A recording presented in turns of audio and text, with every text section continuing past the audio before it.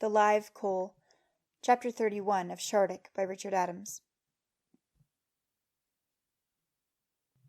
The night turned cold, near to frost, and soon after midnight a white fog began to fill all the lower city, creeping slowly higher to cover at last the still waters of the Barb, and thicken about the palace and the upper city until there was no seeing from one building to the next.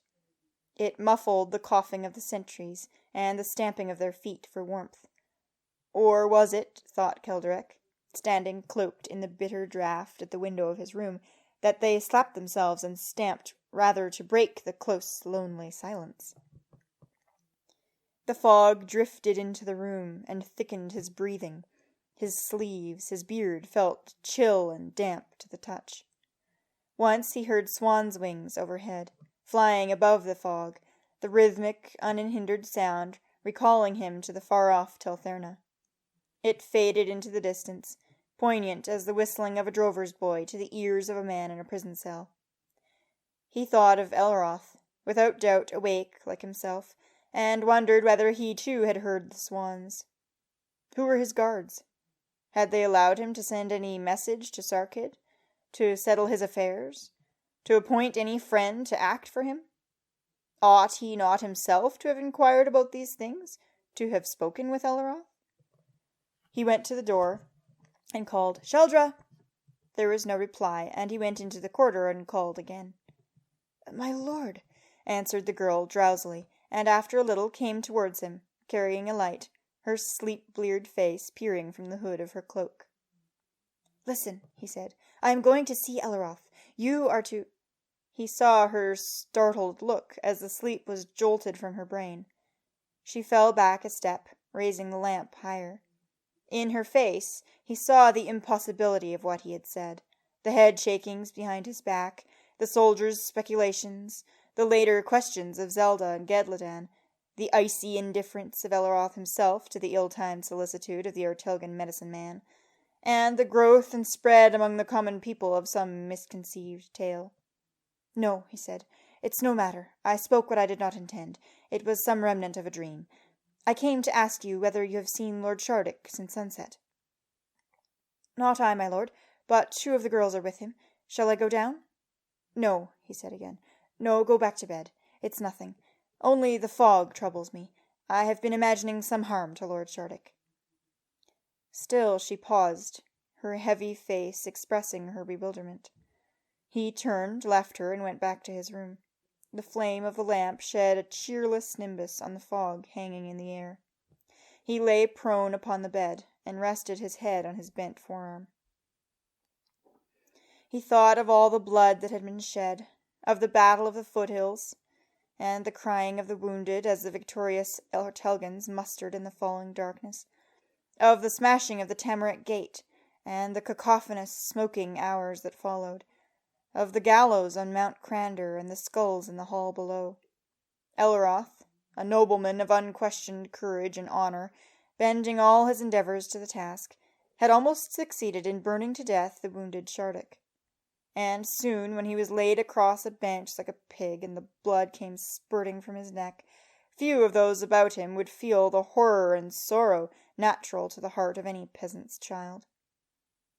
He was unaccountably seized with misgiving, by a premonition so vague and undefined that he could make nothing of it.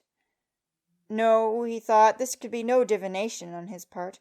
The plain truth was that, despite his horror of Elroth's deed, he had little stomach for this cold-blooded business. "They should have killed him as he came down from the roof," he said aloud, shivering in the cold, and huddling himself under the rugs. He drowsed fitfully, woke, drowsed, and woke again. Thought dissolved into fantasy, and, not dreaming, yet not awake, he imagined himself stepping through his embrasured window as from the fissured opening of a cave, and emerging, saw again under starlight the ledges, descending between the trees of Kiso. He was about to bound away down their steep pitch, but, pausing at a sound from behind him, turned and found himself face to face with the old muttering hag of Gelt, who stooped and laid at his feet. He cried out and started up. The fog still filled the room, but it was murky daylight, and in the corridor he could hear the voices of the servants. His bound wounds throbbed and ached. He called for water, and then, robing himself without help, and laying his crown and staff ready on the bed, sat down to wait for Sheldra. Soon there came from the terrace below sounds of footsteps and low voices. Those who were to attend the execution must be converging on the hall. He did not look out, but remained on the edge of the bed, staring before him, the dark robe covering him from his shoulders to the ground. Elroth, he thought, must also be waiting. He did not know where. Perhaps not far away. Perhaps near enough to hear the footsteps and the voices diminish, and silence return. A waiting, expectant silence. When he heard Sheldra's step in the corridor, he rose at once and went to the door before she could reach it. He realized that he wished to prevent the need for him to hear her voice. That voice, which would sound no different had she come to tell him that Lord Shardik had raised the dead to life, and established peace from Ikat to the Teltherna. As he stepped across the threshold, she was waiting, and looked at him impassively, her face expressing neither dread nor excitement. He nodded gravely, and she, unspeaking, turned about to precede him. Beyond her the other women were waiting, their stiff robes filling the narrow corridor from wall to wall. He raised his hand to silence their whispering, and asked, "Lord Shardik, what is his mood? Is he disturbed by the crowd?" "He is restless, my lord, and looks fiercely about him," answered one of the girls. "He is impatient to see his enemy brought before him," said another. She gave a quick laugh, and at once fell silent, biting her lip as Keldrek turned his head and stared coldly at her. At his word they began to file slowly along the corridor, preceded by the beat of the gong. Looking down as he reached the head of the stairway, he saw the fog trailing through the open doorway, and the young soldier at the entrance, shifting his feet and gazing up at them. One of the girls stumbled, recovering herself with a hand that slapped against the wall. An officer appeared, looked up at Sheldra, nodded, and went out through the door. She turned her head and whispered, "He has gone to fetch the prisoner, my lord." Now they were entering the hall. He would scarcely have recognized it, so much closer and smaller did it seem to have grown. This was no longer the echoing space of flame-shot dusk where he had kept watch so many nights in solitude, and where he had leapt empty-handed upon the cabin envoy at his evil task. Except along the line of a narrow path extending before him between two ropes, men stood pressed together from wall to wall. There was a confusion of heads, robes, cloaks, armor, and of faces turned towards him, swaying and bobbing as each sought to catch a glimpse of him over and round his neighbor.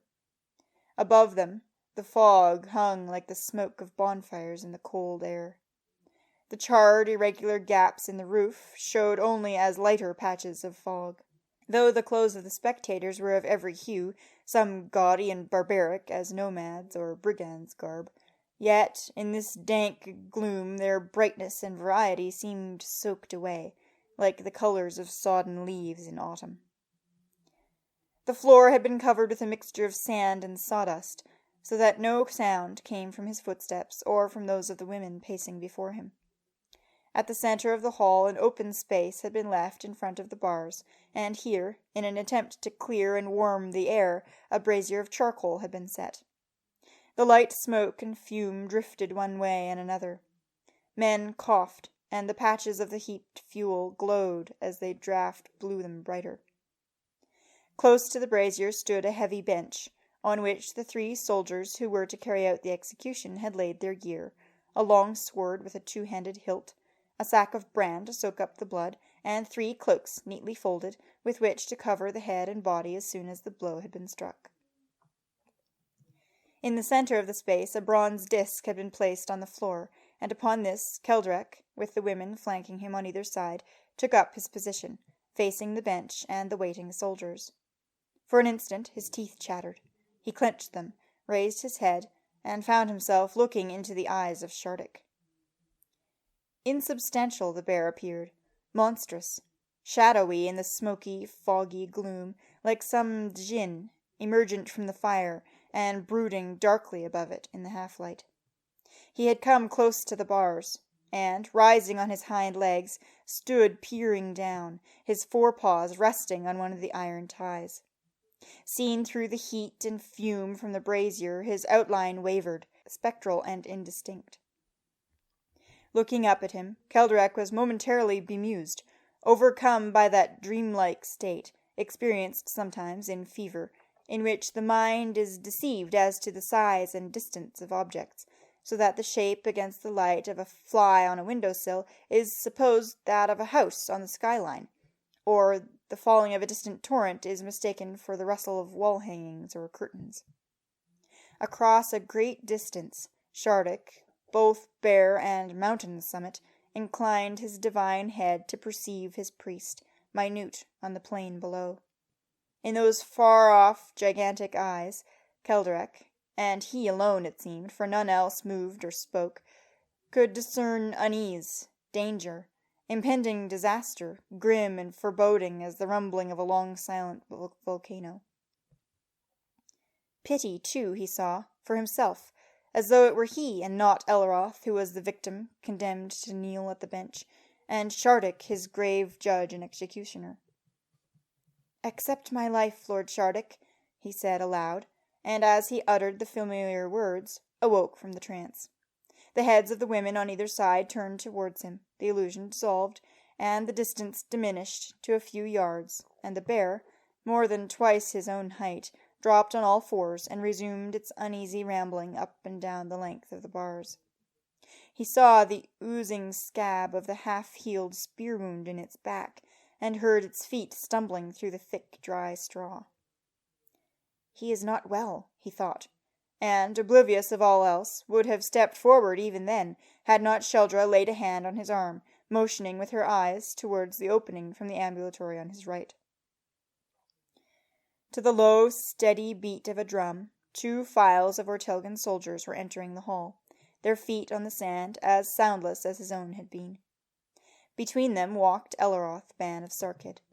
He was very pale, his forehead sweating in the cold, his face drawn and streaked with sleeplessness, but his step was firm, and as he turned his eyes here and there, he contrived to appear to be observing the scene in the hall with a detached and condescending air.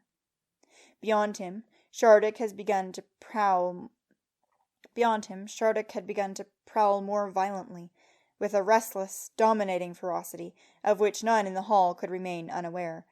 But Elroth ignored him, affecting interest only in the packed mass of spectators to his left. Keldrek thought, he has already considered how best to keep his dignity, and determined upon this part to act. He remembered how once he himself, sure of immediate death, had lain waiting for the leopard to spring from the bank above, and thought, he is so much afraid that his sight and hearing are misted over. But he knew it would be so, and he has rehearsed these moments. He called to mind the plot of which Elroth was guilty, and tried to recover the anger and hatred which had filled him on the night of the fire festival, but could only feel a mounting sense of dread and apprehension, as though some precarious tower of wrong, piled upon wrong, were about to topple and fall. He closed his eyes, but at once felt himself swaying, and opened them again as the drums ceased, the soldiers drew apart, and Elroth stepped forward from among them. He was dressed plainly but finely, in the traditional style of a nobleman of Sarkid, much as he might have dressed, Keldrek supposed, to feast his tenants at home, or to entertain friends at a dinner party. His veltron, pleated saffron and white, was of new cloth, embroidered with silk, and the slashed gores of his breeches were cross-stitched with an intricate diapered pattern in silver filigree, a month's work for 2 women.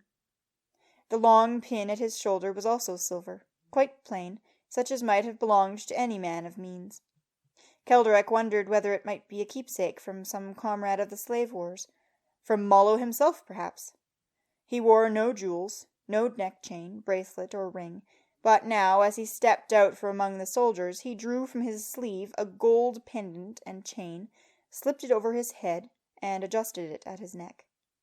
As it was recognized, murmurs arose from the spectators. It represented a couchant stag, the personal emblem of Santil Cair Kitlas and his entourage. Elleroth came to the bench and paused, looking down at what was on it. Those nearest saw him brace himself against a quick tremor. Then, stooping, he felt the edge of the blade with one finger. As he straightened, his eyes met those of the executioner with a tense, forced smile, and he spoke for the first time. "No doubt you know how to use that thing, or you wouldn't be here. I shall give you little trouble, and I hope you'll do as much for me." The fellow nodded awkwardly, evidently at a loss to know whether he should reply.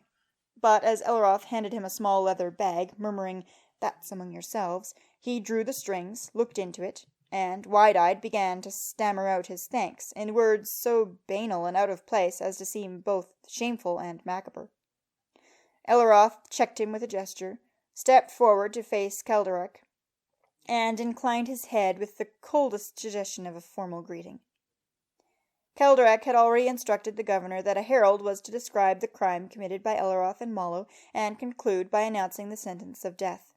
There was no interruption, as this was now done, the only sounds to be heard besides the herald's voice being the intermittent growling of the bear, and its rough, spasmodic movements among the dry straw. "He is still feverish," thought Kelderek. "This disturbance and the crowd have unsettled him, and will delay his recovery." Each time he looked up, it was to meet the cold, contemptuous gaze of the condemned man, one side of his face cast into shadow by the light from the brazier. Whether assumed or real, he could not outstare that indifference, and finally bent his head, pretending abstraction as the herald described the burning roof, the wounding of Shardik, and his own frenzied onslaught upon Mollo in the hall. Whisperings of foreboding seemed all about him, intermittent and impalpable as the bitter draught from the ambulatory, and the thin streams of fog trailing like cobwebs down the walls. The herald ceased at length, and silence fell. Sheldra touched his hand, and, recollecting himself, he began to utter to Elleroth, in imperfect Becklin, the words which he had prepared. "Elleroth, formerly Ban of Sarkid, you have heard the recital of your crime and the sentence passed upon you. That sentence, which must now be carried out, is a merciful one, as becomes the power of Bekla and the divine majesty of Lord Shardik. But in further token of that mercy and of the might of Lord Shardik, who has no need to fear his enemies, I now grant you consent to speak if you so desire, after which we wish you a courageous, dignified, and painless death, calling upon all to witness that cruelty is no part of our justice." Elleroth remained silent so long that at length Kelderek looked up, only to encounter once more his stare, and realize that the condemned man must have been waiting for him to do this. Yet still he could feel no anger, even while he once more dropped his eyes, and Elleroth began to speak in Becklin.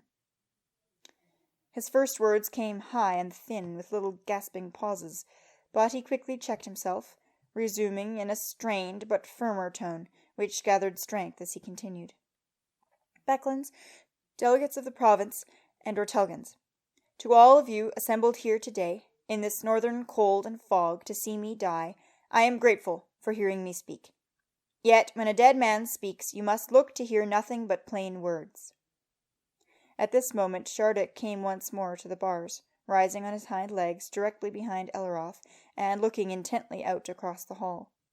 The glow from the brazier threw an amber light up the length of his shaggy pelt, so that Elleroth appeared to be standing before some high firelit doorway, fashioned, larger than life, in the shape of a bear. 2 or 3 of the soldiers looked over their shoulders, flinching, and were checked by a low word from their officer, but Elleroth neither turned his head nor paid them attention. "I know that there are those here who would not hesitate to acknowledge their friendship with me, if they did not know that to do so would avail me nothing, but I fear that some of you are secretly disappointed, and perhaps, a few, even ashamed, to see me, the Ban of Sarkid, led here to die as a criminal and conspirator. To you I say that what may seem a shameful death is not felt as such by me. Neither Mollo, who is dead, nor I, who am about to die, broke any oath given to our enemies. We told no lies, and used no treachery. The man I killed was a soldier, armed and on duty. The worst that can be said of us is that a poor girl, watching in this hall, was struck down and badly injured, and for this, though I did not strike the blow, I am most sincerely sorry. But I must tell you, and tell you all plainly, that what Mallow and I undertook was an act of war against rebels and robbers, and against a superstitious, cruel, and barbarous cult in the name of which evil deeds have been committed." "Silence!" cried Keldrek, above the murmurs and muttering from behind him. "Speak no more of this, Lord Elroth, or I shall be forced to bring your speech to an end." "It will end soon enough," replied Elroth. "If you doubt it, bear magician, ask the inhabitants of Gelt, or those who can remember the decent, honest fellow Geleflin and his men. Ask them. Or you can seek nearer home and ask those who built gallows for children on the slopes of Crander. They will tell you how soon your Artelgans can stop the breath that a man, or a child, needs for speaking.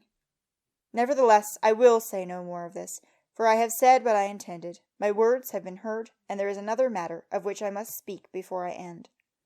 This is a thing which concerns only my own home and my family, and the house of Sarkid, of which I am about to cease to be the head. For that reason I will speak in my own tongue, though not for long.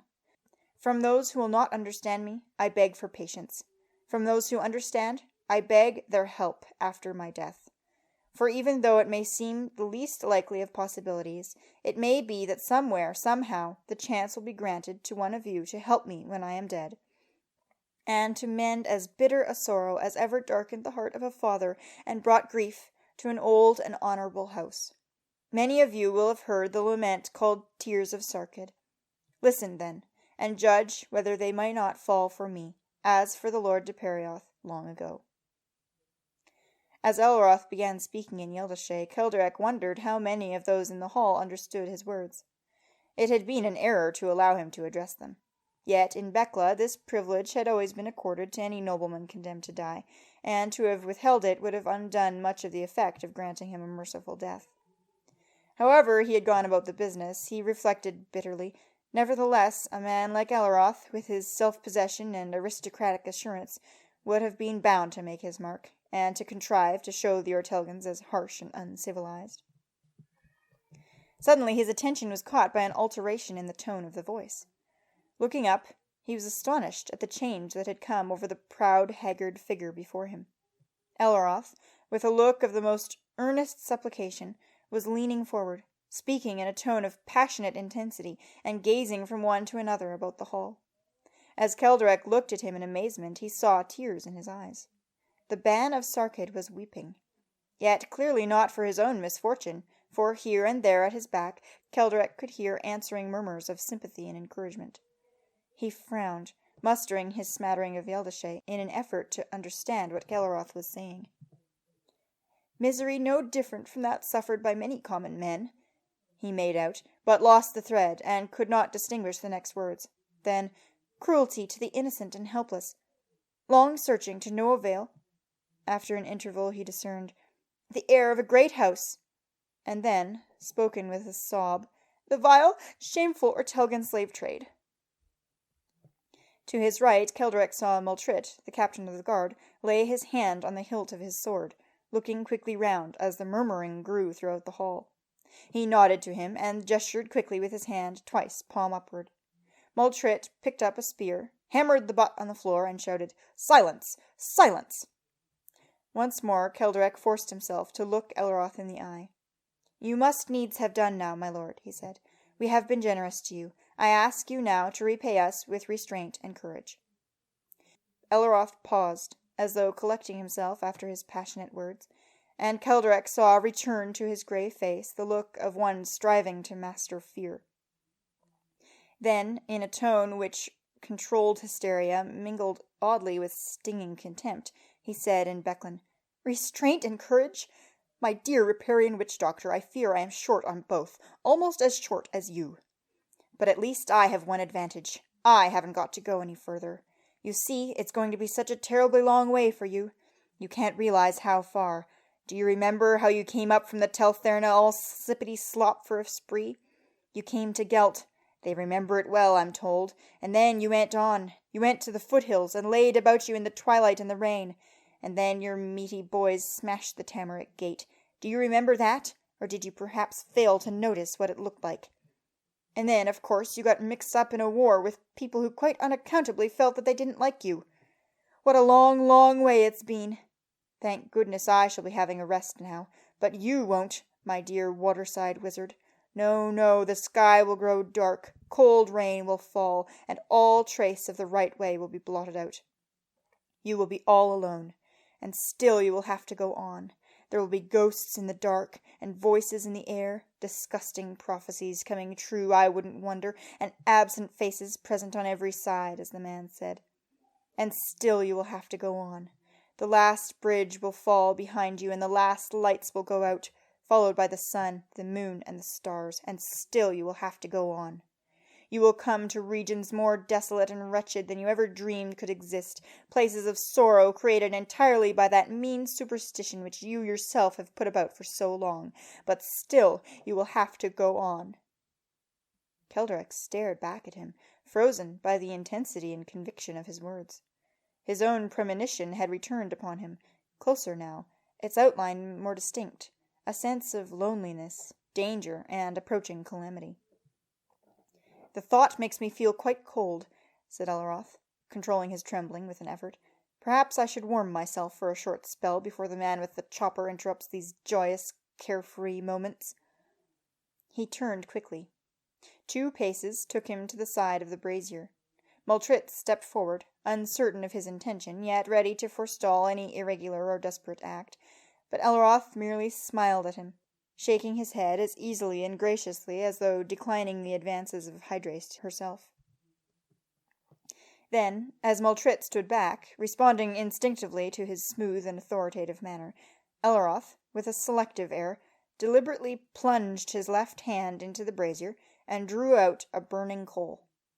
Holding it up in his fingers, as though displaying for the admiration of friends some fine jewel or crystal artifact, he looked once more at Keldrek.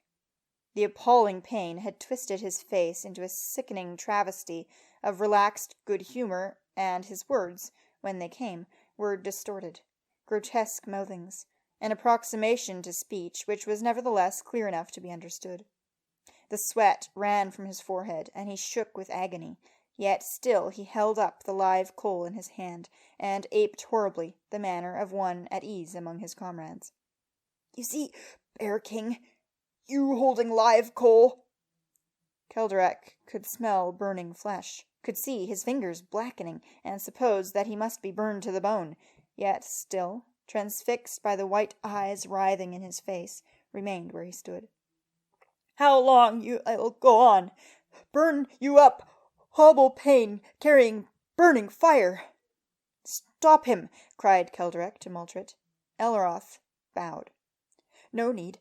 Oblige you all. Come now, little pain." He staggered a moment, but recovered himself. "Little pain. Nothing some afflicted by Telgan, sure you. Let's make haste."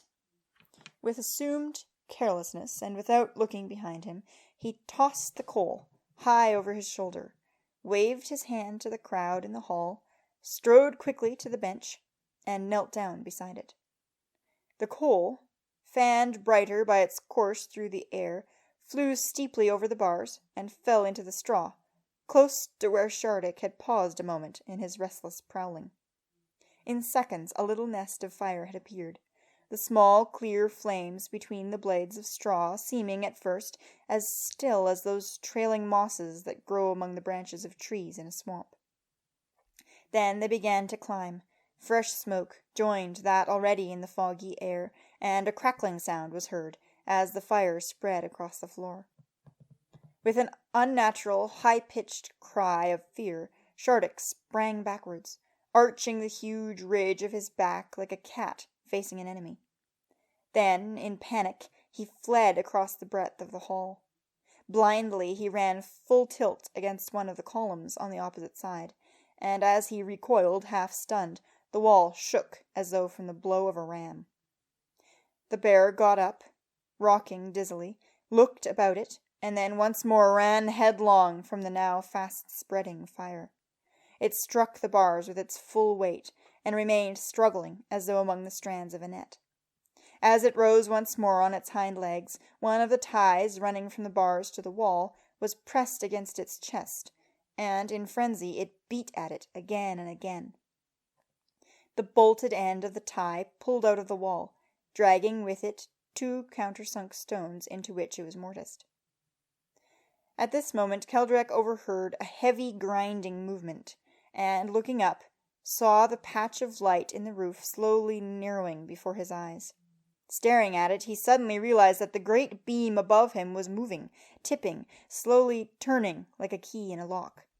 A moment more, and one end, no longer supported by the wall, began to scrape and splinter its way down the stonework like a giant's finger. As the beam fell, Keldrek flung himself across the floor, away from the bars. It dropped obliquely across the line of the ironwork, smashing down a quarter of its length to a depth of 3 or 4 feet. Then it settled, one end suspended in that iron tangle, and the other canted against the opposite wall. The bars bent and drooped beneath it like blades of grass. Slowly, the whole mass of wreckage continued to subside downwards. Behind it, the fire still spread through the straw, and the air grew thicker with smoke. Shouting and tumult filled the hall. Many were looking round for the nearest way out, others trying to keep order or call their friends together.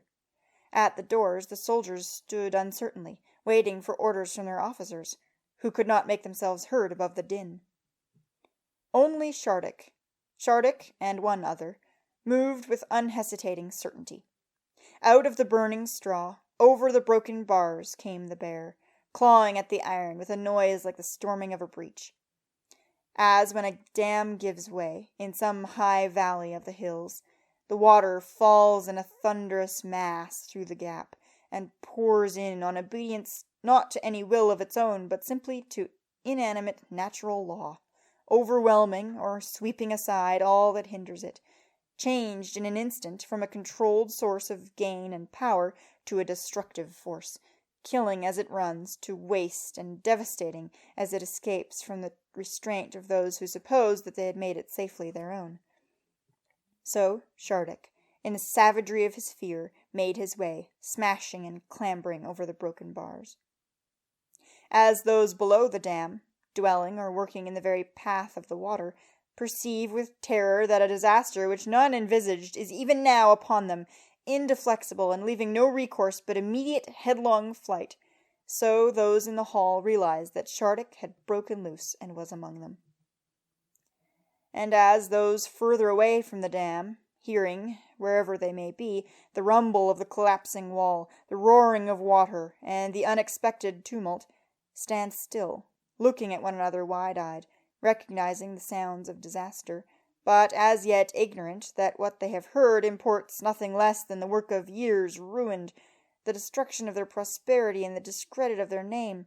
So those in the upper city, outside the hall, the peering sentinels on the wall, the gardeners and cattlemen, coughing and shivering at their work along the shores of the Barb, the delegates' servants loitering at their masters' doors, the youths abandoning archery practice for the morning, the court ladies, muffled against the cold, looking southwards from the roof of the Baron's palace for the sun to clear the shoulder of Crander and disperse the fog, all heard the fall of the beam, the clang of the bars, and the uproar that followed.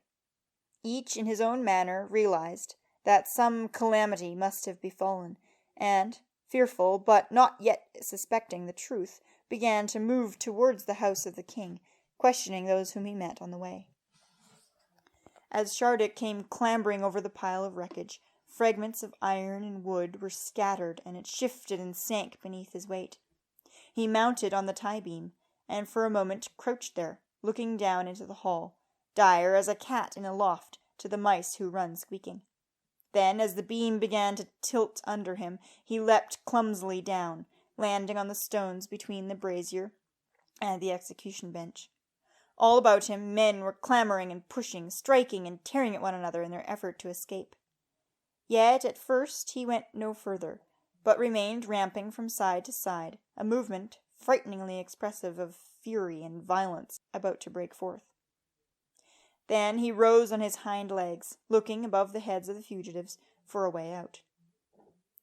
It was at this terrible moment, before more than a few had succeeded in forcing their way through the doors, and while Shardik stood towering above the crowd like some atrid ogre, that Elaroth leapt to his feet. Snatching up the executioner's sword from the bench before him, he ran across the empty, deserted space round the bear, passing within a foot of it. A dozen men, pressed and jostling together, were blocking the northern entrance to the ambulatory, and through these he cut his way, slashing and thrusting.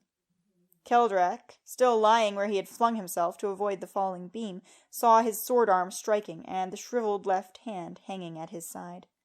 Then he was gone through the arch, and the crowd closed behind him. Keldrak rose to his knees, and was instantly knocked to the floor. His head struck the stone, and he rolled over, dazed by the blow. When he looked up, it was to see Shardik, clawing and cuffing his way towards that same door by which he himself, with the women, had entered the hall half an hour before. Already 3 or 4 bodies lay in the bear's wake, while on either side men clamoured hysterically and trampled one another, some actually beating with their hands against the columns, or trying to climb the sheer brickwork that closed the arcades.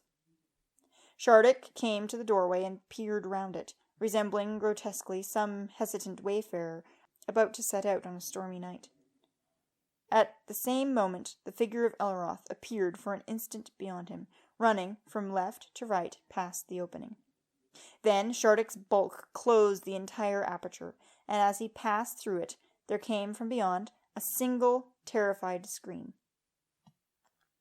When Keldrak reached the door, the first object that met his eyes was the body of the young soldier who had stared up at him as he descended the staircase that morning. It was lying face down, and from the almost severed neck a stream of blood was pouring across the floor. Through this the bear had trodden, and its bloody tracks led out to the terrace and across the grass. Following them into the gardens, Keldrak came almost face to face with Shardik as he emerged from the thick mist along the shore. The bear, running in a lumbering canter round the western end of the barb, passed him and disappeared up the pasture slope beyond.